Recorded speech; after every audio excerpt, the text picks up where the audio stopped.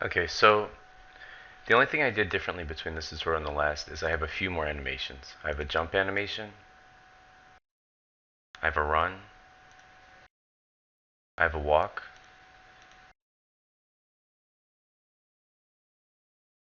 and I have an idle, which I actually haven't imported in. So let me go ahead and pause the video and bring that in.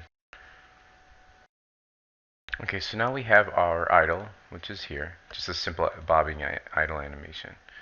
So I want to take a look at the Animator Controller and how we can link all of these guys together. So in the initial Leo file here, I'm going to select my Leo. I'm going to go to Rig, and I'm going to mark him as humanoid. And leave Create from this model on, and just hit Apply. We'll get into configuring it later. And then under Animation, we don't want to import any animations in. Alright, so in that Anims folder, I'm going to right click, Create, and I'm going to go down to Animator Controller. And I'm just going to name it, instead of Animator Controller, Leo Controller. And then double click that. So let me drag this off just a little bit and scale it up so you guys can see this a little bit better. You can pan in it by holding Alt and left clicking.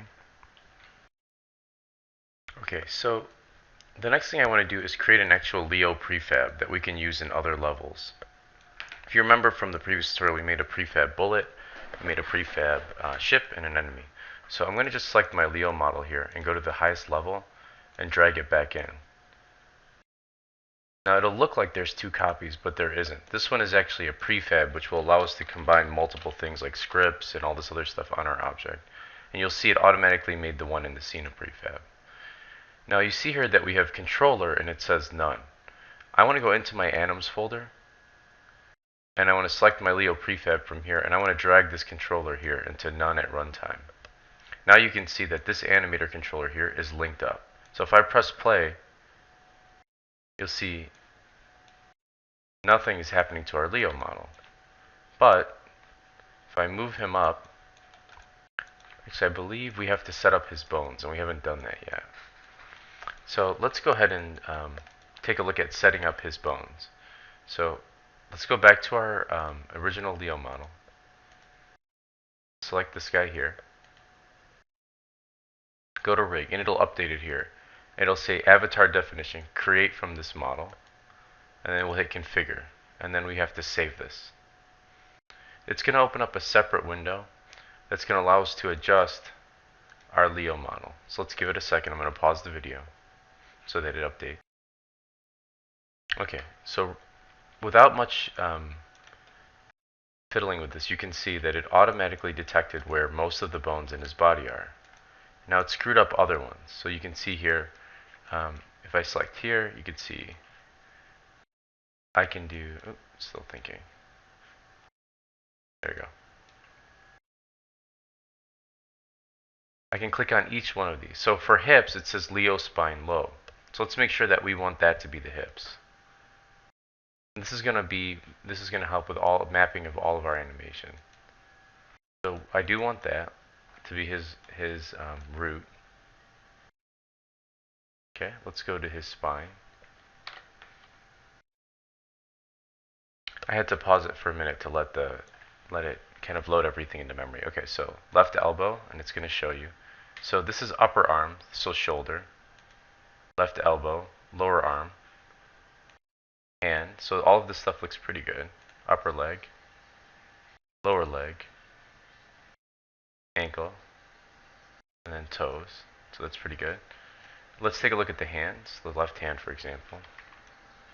And that's where I think the biggest issue with my model is the hand setup. So all you really have to do is, if you want to adjust any of these things, is drag them back in. And I'm looking at my model, and it looks pretty fine for now. So I'm going to go ahead and click Done, and then I'm going to pause the video. Okay? So with this setup, it's going to link all of the bones and stuff that we created for our model. So now we have a Leo avatar, and we have a Leo controller. So when I press play, you can see it's sort of linked up the bones. So let's take a look at adding an idle animation to our model. So if I go to Anims here, and I expand my idle, and I drag this in, I'm looking for the idle animation component, which looks like this. And the only way to find that is again by expanding our animation itself. You'll see that it has a lot of other stuff in here, like the mesh reference to the book bag and the actual character. Now this idle animation here is the default animation, and the way I know that is because it turned orange. You can see here that he assumed the pose, and he actually he went through one loop of the idle.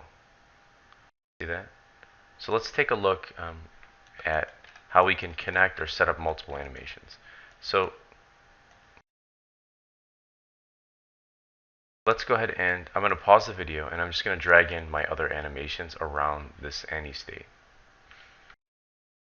Okay, so I have all of my transitions, and I normally keep them in order of importance at the top, and then the ones that would be used last. So if my character is not going to do a lot of jumping, I kind of leave that at the bottom. Same thing with death. But I know my character is going to do a lot of walking and running. So let's take a look at creating transitions between our idle and our walk. Okay.